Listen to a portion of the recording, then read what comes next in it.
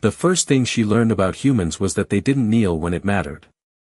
The mirror was still warm from the chamber lights, its surface faintly rippling with the residual energy of the palace's atmospheric shields, and Empress Lyra Vera stood motionless before it, her reflection fractured by invisible currents only her kind could perceive, her turquoise skin catching the pale silver glow as if it were something distant and cold rather than part of her own domain, and for a moment, just a moment, her hand hovered near her wrist where the faintest scar traced a line no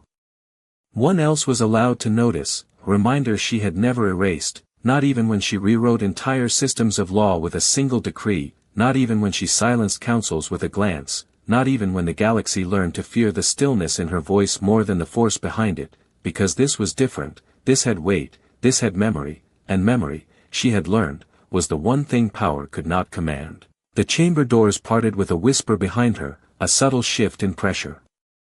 More felt than heard, and the attendant's voice followed, carefully measured, "Your presence is required, Your Majesty," and Lyra did not answer immediately, her gaze still fixed forward, as if the reflection might say something she could not, as if the silence itself might offer a reason she had not yet found, because outside, beyond the reinforced crystal and the layered defenses, a man was waiting, or rather, a man was being made to wait, positioned at the center of a field designed not for violence but for inevitability, for certainty, for the quiet assurance that once a decision was made, it would not be undone, and that was the point, that was always the point, until now. She lowered her hand slowly, the faint tension in her fingers dissolving into practiced control, and turned, her expression already composed into the distant calm her empire expected, the calm that had ended wars before they began. The calm that had judged entire species and found them lacking, and as she stepped into the corridor, the world seemed to align around her movement, guards straightening, systems recalibrating. The hum of the palace deepening as if it recognized her presence as a stabilizing force, but beneath it all, something else lingered, something quieter, something that did not belong to the empire she ruled, and she carried it with her anyway, the transit platform engaged without a command, anticipating her path, lowering her toward the execution grounds where the air shifted from sterile precision to charged anticipation, where thousands watched in disciplined silence, where the sky itself seemed to dim under the weight of expectation, and at the center of it all, restrained but not broken, stood Ethan Cole, his posture steady in a way that defied the situation, his gaze forward, not searching, not pleading, simply present, as if the moment belonged to him rather than the system surrounding him. And Lyra felt it before she understood it, that subtle disruption, that quiet refusal to bend, the same impossible stillness she had seen once before in a place far removed from this, in a moment no one else had witnessed, and as she took her place above the field, the final protocol awaiting her acknowledgement, she realized something that should not have mattered but did. This was not the first time she had stood between him and something he refused to fear. The air carried a low mechanical hum that never quite settled, like the ground itself was holding its breath, and Ethan Cole could feel it through the restraints at his wrists, a subtle vibration that traveled up his arms and settled somewhere behind his ribs, steady, controlled, engineered to remind him that this place did not make mistakes, that every system here was built to follow through, and yet he stood there without lowering his head, without shifting his weight, his boots planted firmly against the cold alloy platform as if he were standing on familiar ground instead of the center of an execution field designed to erase hesitation. The light above him adjusted in slow increments, calibrating, narrowing, focusing, and he watched it without flinching, his eyes tracing the edges of the emitter array rather than the faces in the crowd, because the crowd did not matter, not really, they were observers. Witnesses to a process already decided, but the system mattered, because systems could fail, systems could be interrupted, and somewhere deep in the back of his mind, a part of him that refused to quiet down kept repeating the same thought over and over again, not as hope, but as recognition, as memory. A voice cut through the hum, amplified and precise, listing charges in a tone that stripped them of context, reducing everything to violations, to codes, to lines crossed without permission, and Ethan listened without reacting, because none of it sounded like what had actually happened, none of it carried the weight of the moment he remembered, the heat of a failing structure, the smell of overheated circuits, the faint, uneven rhythm of someone else's breathing in the dark, and he let that memory sit there, just behind his eyes, steadying him more than anything around him could. Above, The platform shifted slightly as the Empress took her place, and even without looking, Ethan felt it, the change in the air, the way the field adjusted to accommodate her presence, the way every guard straightened a fraction more, every system recalibrated to a higher standard, and he exhaled slowly, not in relief, not in fear, just in acknowledgement, because now it was real, now it had reached the point where nothing else mattered but the final decision. The voice paused, waiting for confirmation. And for a second, there was silence, not empty, but dense, filled with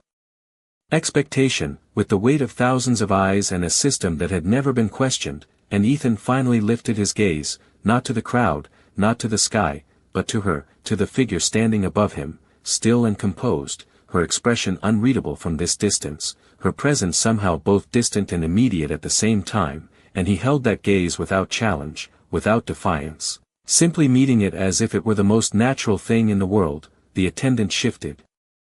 Uncertain for the first time, repeating the final prompt, requesting authorization, and Ethan could feel the moment stretching, pulling tight like a wire under tension, the kind that either held or snapped, and somewhere in that stretch, something changed, not in the systems, not in the crowd, but in the space between them, subtle, almost invisible, like a memory resurfacing in the wrong place at the wrong time, and Ethan did not smile, did not speak, did not move, because whatever was about to happen next did not belong to him anymore, it belonged to the choice she had not yet made. Lyra did not move at first, and that was what unsettled them, not the silence itself but the way she held it, as if time had slowed around her and everything else had simply failed to keep up, the command still waiting, suspended in the air between protocol and decision, and she could feel every system beneath her feet asking the same question in a language made of signals and pressure shifts and light adjustments, waiting for the single input that would allow everything to continue exactly as it was designed to do. But her focus was no longer on the systems, it was on the man below, on the stillness in his posture, on the absence of fear that should have been there and was not, and that absence pressed against her thoughts harder than any argument the council had ever made. She let her gaze sharpen, narrowing slightly as she studied him not as a subject, not as a violation to be corrected, but as a variable that refused to align with expectation, and something in her memory responded, not as a clear image, not yet, but as a sensation, the echo of a different place, different air, the taste of dust and failing circuitry and a horizon that had not belonged to her, because she had not been an empress there, she had not been anything that carried weight or authority, she had been unrecognized, unguarded, and for the first time in her existence, unprotected, and the thought should have been irrelevant. But it was not. The attendant shifted again, less certain now, repeating the request with a fraction more hesitation, and Lyra could hear it, the deviation in tone, the small fracture in the perfect execution of duty, and it mirrored something inside her that had not fractured but had shifted, slightly, enough to matter, enough to create distance between what was expected and what was about to happen. She lowered her gaze to Ethan Cole's restraints, the locking mechanisms humming softly as they maintained tension, calibrated for compliance, and she noticed something she had not expected to notice. Not the technology, not the precision, but the fact that he had not tested them, not even once, no subtle pull, no adjustment of stance, no attempt to measure their limits, as if he had already accepted the outcome not with resignation but with clarity, as if his role in this moment had ended before he ever stepped onto the platform, and that clarity unsettled her more than resistance would have. A flicker of movement crossed her vision, not in the present, but in memory, a hand reaching through dim light, not demanding, not commanding, simply offering, steady despite the instability around it, and she felt her breath catch in a way that had nothing to do with the controlled atmosphere of the field, because that moment had not belonged to this place, it had not belonged to her empire, and yet it was here now, intruding, insisting on being acknowledged. The systems pulsed again, a subtle escalation, reminding her that delay was not part of the design, that hesitation introduced inefficiency, that inefficiency could not be tolerated. And she almost responded, almost allowed the command to pass through her as it had countless times before, but the words did not come, because something had already interrupted them, something that did not follow logic, something that did not require permission, and as she looked down at Ethan once more, really looked this time, she understood the shape of that interruption, not fully, not completely, but enough to recognize that this moment was no longer about law, no longer about order, it was about something far more inconvenient, something that could not be measured or contained, something that had been set in motion long before this field, long before this sentence. And for the first time since she had taken the throne, Lyra Vera realized that she was not standing above the moment, she was inside it. The silence did not break, it deepened, stretching outward across the execution field like a pressure no one had prepared for, and Ethan Cole felt it settle into his chest as steady as his own breathing, not heavy, not crushing, just present, the kind of silence that demanded attention without raising its voice, and he kept his eyes on her, not out of defiance, not out of expectation, but because looking away would have meant accepting that the moment was already over, and something in him refused to do that even now. Above him, Lyra remained still, but stillness did not mean inaction, not here, not for her, because beneath that calm exterior, every system in the Empire was waiting, every layer of command structure aligned to her will, and yet she did not release it, she held it back, just enough to feel the resistance, just enough to understand that what she was about to decide would not be absorbed cleanly into the structure she had built, and that awareness sharpened her focus in a way that no battlefield ever had. The attendant shifted again, this time unable to mask the hesitation entirely, the repetition of protocol losing its precision as uncertainty slipped in at the edges, and Lyra could hear it clearly now, the system straining not from failure but from delay, from a pause that should not exist, and she let that tension remain, let it build, because removing it would have been easier, and easy had never taught her anything worth keeping. Her gaze moved once more to Ethan's hands, to the restraints that held them in place with mechanical certainty, and again she noticed the absence of struggle, the absence of calculation, and it aligned too closely with the memory pressing forward in her mind, the one she could no longer keep fragmented, the one that was no longer willing to remain incomplete. The shift came without warning, not in the present but within her, the fragments pulling together into something coherent, something undeniable, and for a moment, the execution field disappeared, replaced by a corridor that flickered under failing lights, the air thick with heat and the distant hum of systems collapsing under their own instability, and she was there again, not as an empress, not as a symbol of control, but as a solitary figure moving through a place that did not recognize her authority, her steps measured, her senses extended, searching for a path that did not exist on any map she had been given. She remembered the sound first, a faint irregular rhythm that cut through the static, not mechanical, not environmental, something organic, something alive, and she had followed it without thinking, drawn by a curiosity she would later try to dismiss as tactical awareness, and then she had seen him, not standing as he was now, but kneeling beside a collapsed section of wall. His hands working carefully, deliberately, clearing debris not with urgency but with precision, as if the outcome depended on the care he took rather than the speed, and she had watched from the shadows, unannounced, unrecognized, as he uncovered a figure she had not yet been able to identify, his movement steady even as the structure around him continued to fail, the memory held there, suspended, just before the moment she had stepped forward, just before she had spoken, and Lyra felt the weight of it settle fully into place, no longer fragmented, no longer distant, and when the present returned, it did so with clarity, with a sharpness that cut through every layer of protocol surrounding her, because now she understood why the absence of fear in Ethan Cole's posture felt familiar, why the stillness in him echoed something she had already witnessed, and as the field waited, as the systems pulsed once more for her command, Lyra Vera did not look at the protocols, she looked at him, and this time, she did not see a violation, she saw a memory that refused to be erased. The memory did not fade when the present returned, it stayed, layered over everything Lyra saw, turning the execution field into something thinner, less certain, as if reality itself had become transparent enough for the past to show through, and she let it remain there, not pushing it aside, not compartmentalizing it the way she had been trained to do, because this time it refused to be reduced to a lesson or a report. It demanded to be understood as it had happened, the corridor in her mind sharpened, the flickering light stabilizing just enough for detail to take hold, and she saw him again, Ethan Cole, though she had not known his name then, his shoulders tense but controlled as he worked through the debris, each movement deliberate, each breath measured, not rushed, not panicked, even as the structure around him signaled imminent collapse, and she remembered the way she had evaluated him in that moment, not as an individual, but as a variable, calculating probability, efficiency, outcome, and finding his actions inefficient, irrational, because he was prioritizing something that held no strategic value, something that would not alter the larger situation. She had stepped forward then, emerging from the shadow with the quiet authority that usually reshaped any space she entered, and he had reacted, not with fear, not with submission, but with awareness, his gaze shifting to her for less than a second before returning to his work, as if acknowledging her presence without assigning it importance. And that had been the first disruption, the first indication that his perspective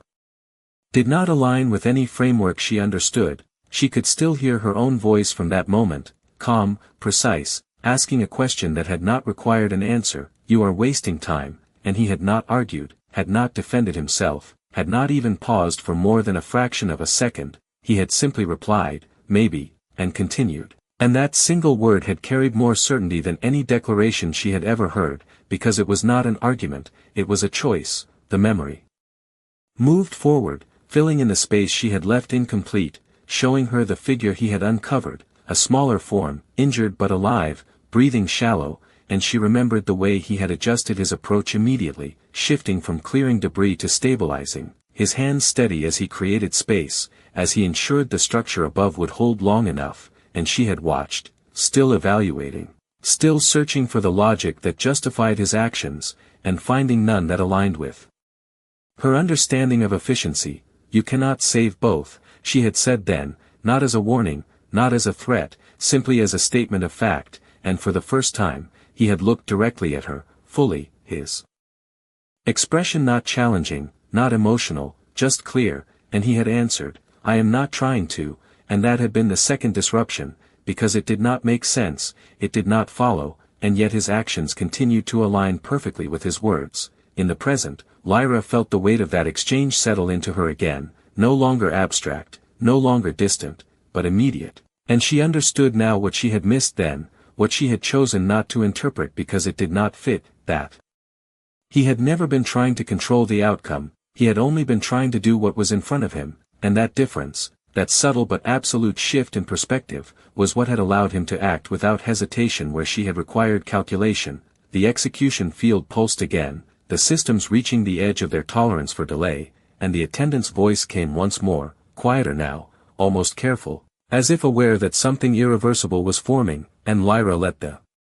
memory settle completely, allowed it to align with the present without resistance, because now she could see the connection clearly. The same stillness, the same absence of fear, the same refusal to treat the moment as something that required permission, and as she looked down at Ethan Cole, no longer as a variable but as the same man she had encountered in that collapsing corridor, she realized that the decision before her was no longer about enforcing law, it was about acknowledging a truth she had once dismissed, and could no longer ignore. The pressure in the field reached a threshold that could no longer be ignored, not by the systems, not by the guards, and certainly not by the council representatives watching from behind their observation shields, and Lyra could feel their attention shifting from expectation to concern, not because they doubted the outcome, but because the delay itself had become the anomaly, the only irregularity in a process designed to eliminate them entirely. And still she did not move. Below, Ethan remained exactly as he had been, posture steady, gaze lifted just enough to meet hers without challenge, without appeal, and that absence of request settled into her thoughts with more weight than any plea could have carried, because it removed the transaction from the moment, removed the idea that anything here could be negotiated, and what remained was something far more difficult to dismiss. The memory pressed forward again, no longer fragmented, no longer incomplete, and it moved past the moment of recognition, into the part she had not allowed herself to revisit, the part where the structure had shifted, where the corridor had groaned under stress, and where time had narrowed into something immediate and finite, and she saw herself then, not as she was now, but as she had been in that moment, calculating, assessing, determining the most efficient exit path, and she remembered the conclusion clearly, that leaving was the only viable option, that remaining would result in unnecessary loss, and she had turned to go, but he had not followed. He had not even acknowledged her movement, because his focus had never been on escape, it had been on the person in front of him, and that had been the third disruption, the one she had dismissed most quickly, because it contradicted everything she understood about survival. She could hear it now, the sound of debris settling, the shift in the air pressure, the subtle warning signals her senses had registered without conscious thought, and she remembered pausing, not out of hesitation, but because something in the environment had changed, something that did not align with her calculations, and when she had turned back, she had seen it, the way he had positioned himself, not shielding in the way her people would define it, not in a way that guaranteed success, but in a way that created space, that bought time, that prioritized another's stability over his own certainty, and that had been the moment she had misinterpreted, the moment she had categorized as inefficiency instead of intent. In the present, the systems pulsed again, more insistent now, the delay approaching a boundary that demanded resolution, and the attendant's voice came once more, stripped of its earlier precision, replaced with something closer to uncertainty, and Lyra let it pass without response, because the answer forming within her no longer required external validation, it no longer needed to be framed within the language of law or protocol. She understood now what had unsettled her then, what had remained unresolved until this moment, that Ethan Cole had not been acting against logic, he had been operating under a different one entirely, a logic that did not measure worth by outcome, that did not assign value based on survival probability, but on something far less quantifiable, something that could not be encoded into the systems surrounding her. She lowered her gaze slightly, not in submission, not in hesitation, but in focus, and for the first time since the proceedings had begun, her voice moved, quiet but absolute, not yet issuing the command they expected, but breaking the silence in a way that made every system pause in response, because what she was about to say would not restore the balance they had built. It would redefine it, and as the field held its breath, Lyra Vera made a decision that did not belong to the empire behind her, but to the memory she could no longer ignore. The first word she spoke did not sound like a command, and that was why it stopped everything, because the systems did not recognize it as one, the guards did not move in response to it, and the attendant hesitated mid-breath as if the air itself had shifted direction, and Lyra let that single word settle into the field before continuing, her voice calm, measured, but carrying a weight that no protocol could override. Pause. And the systems complied not because they were instructed to execute a function, but because they were bound to her authority at a level deeper than code, a level that did not question intent, only origin. The hum beneath the platform softened, not fully silent, but restrained, held in a state that bordered on contradiction, and for the first time since the proceedings began, the inevitability of the moment fractured, not visibly, not dramatically, but enough that everyone present could feel it, a subtle shift from certainty to possibility. Ethan did not move, but he felt it too, the change in the air, the way the tension that had been building without direction suddenly found a boundary, and he kept his gaze on her, not expecting explanation, not searching for meaning, simply acknowledging that whatever was happening now was no longer following the path it had started on. Above him, Lyra stepped forward, and the movement alone sent a ripple through the formation around her, guards adjusting positions instinctively, systems recalibrating to track her descent. Because this was not part of the design, the Empress did not enter the field, she did not close distance with a subject, she remained above, removed, absolute, and yet she moved anyway, her steps measured, deliberate, the space parting for her without resistance. The platform beneath Ethan registered the change immediately, its surface adjusting to her presence, the field boundaries shifting to accommodate 2 points instead of 1, and the attendant found his voice again, though it carried a strain now. Your Majesty, protocol requires, and she did not let him finish, not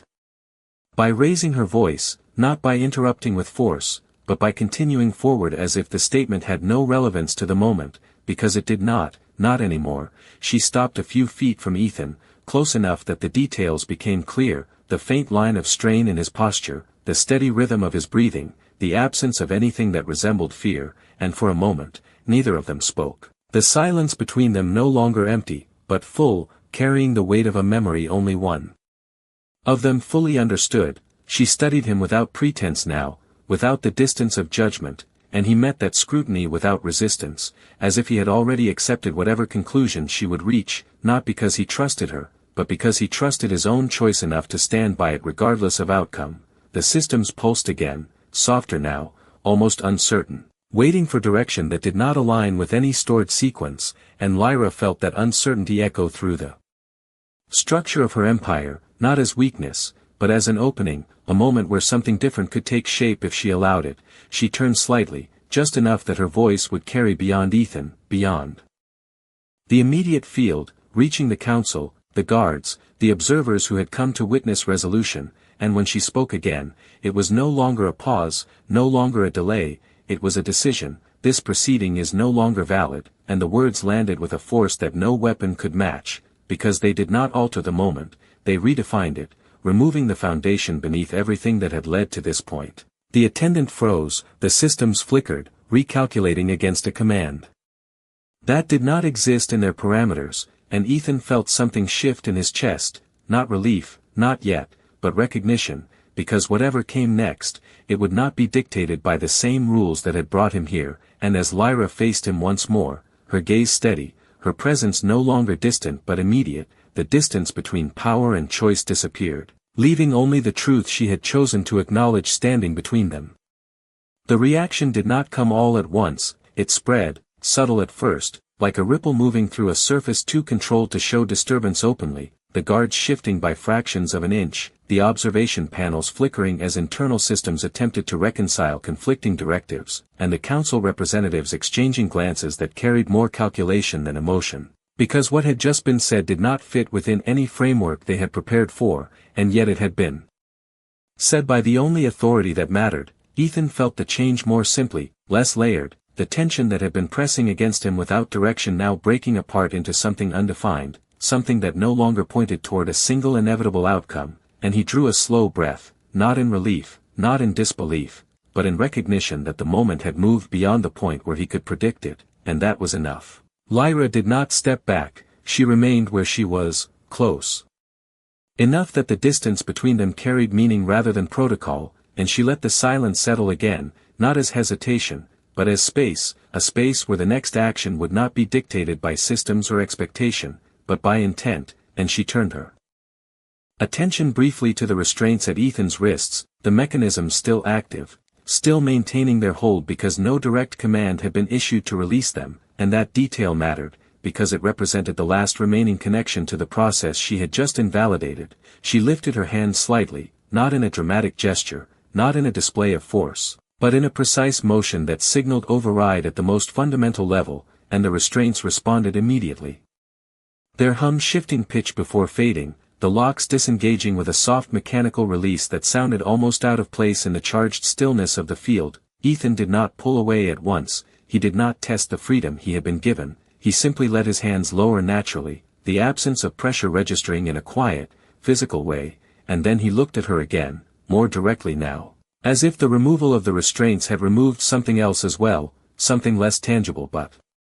just as real. The attendant found his voice again, but it carried none of its earlier certainty. Your Majesty, this action requires formal justification, and the words lingered in the air longer than they should have, because no one present knew how they would be answered, or if they would be answered at all. Lyra turned her head just enough to acknowledge the voice, her expression unchanged, her posture unyielding, and when she spoke, it was not to explain, not to justify, but to define. It has already been given, and that was all, no elaboration, no appeal to law or precedent, because the justification did not exist within those structures, it existed in something they had never accounted for. The systems around them adjusted again, not fully stable, not fully aligned, but no longer attempting to enforce the previous sequence, instead entering a state of recalibration that would take time to resolve. And in that time, in that brief window where certainty had been replaced with possibility, the entire field seemed to hold a different kind of stillness, one that did not press down, but opened outward. Ethan shifted his weight slightly, not as an act of defiance, not as an attempt to leave, but as a simple acknowledgement that he could move if he chose to, and he did not rush that choice. He did not step away from her immediately, because something in the moment still held him there, not obligation, not confusion, but understanding, incomplete but present. Lyra met his gaze once more, and for a fraction of a second, the distance between Empress and human, between power and subject, dissolved into something far less defined, something that did not require titles or roles to exist, and then she turned slightly, not away from him, but toward the space beyond, toward the empire that would have to adjust to what she had just set in motion, knowing that the consequences would extend far beyond this field, far beyond this moment, and accepting that without hesitation, because the decision had already been made long before she spoke it aloud, the moment she chose to remember instead of ignore. The field did not return to what it had been, not immediately, not completely, because something had shifted at a level deeper than systems and commands, something that could not be reversed by recalibration alone, and Ethan Cole felt it in the way the air moved around him, no longer confined to a single outcome, no longer shaped by a decision already made, but open, uncertain. And for the first time since he had been brought there, undefined, he took a step back, not hurried, not cautious. Just a natural movement that acknowledged the space now available to him, and no one stopped him, no system reacted, no guard intervened, because the authority that would have directed them had already chosen otherwise, and that choice held. Lyra remained where she was for a moment longer, watching him not as a subject released, not as a problem resolved, but as something far more difficult to categorize. Something that existed outside the structures she had built, and she let that understanding settle without trying to contain it, because she knew now that it could not be reduced without losing what made it real. The council's presence pressed in from the edges, not physically, but in the form of expectation, of consequences waiting to be addressed, and she turned toward them slowly, her posture unchanged, her expression composed, but the silence she carried with her was different now, no longer the silence of control, but the silence of decision already made and accepted. Ethan paused a few feet away, not leaving the field entirely, not yet, because something in him recognized that the moment was not finished, that there was still something unspoken that mattered more than the outcome itself. And he turned back, meeting her gaze one last time without hesitation, without demand, simply present, as he had been from the beginning. Lyra held that gaze, and for a fraction of a second, the weight of everything that had led to this point seemed to narrow into something simple, something clear, and she spoke, not loudly, not for the crowd, but for the moment itself. "You did not ask for this," and the statement was not an apology, not a justification, just an acknowledgement of what was true. Ethan considered it, not analyzing, not searching for meaning beyond what was given, and he answered in the same way he had before, without embellishment, without hesitation, "No," and the words settled between them with a quiet finality that required no further explanation. She inclined her head slightly, not as a gesture of hierarchy, but as recognition, and then she turned away, not dismissing him, but releasing the moment, allowing it to exist without being defined further, because some things did not need to be expanded to hold their meaning. The systems around them began to stabilize, slowly, carefully, adapting to a reality they had not been designed to process, and the crowd, once held in rigid silence, shifted into a different kind of stillness, one that carried uncertainty, curiosity, and something else they did not yet have a word for. Ethan walked then, not escorted, not directed, just moving forward through a space that no longer resisted him. And as he crossed the boundary of the field, he did not look back again, not because the moment was unimportant, but because it had already given him everything it could. Lyra remained above, her attention already turning to the consequences that would follow, the adjustments that would ripple through her empire, and she accepted them without hesitation, because the decision she had made did not belong to the future, it belonged to something older, something quieter, something that had been set in motion the moment a human chose to act without waiting for permission. And as the field finally fell silent, truly silent this time, the only thing that remained was not the memory of what had almost happened, but the quiet understanding of what had been chosen instead, a single moment where power had stepped aside, and humanity had been allowed to stand.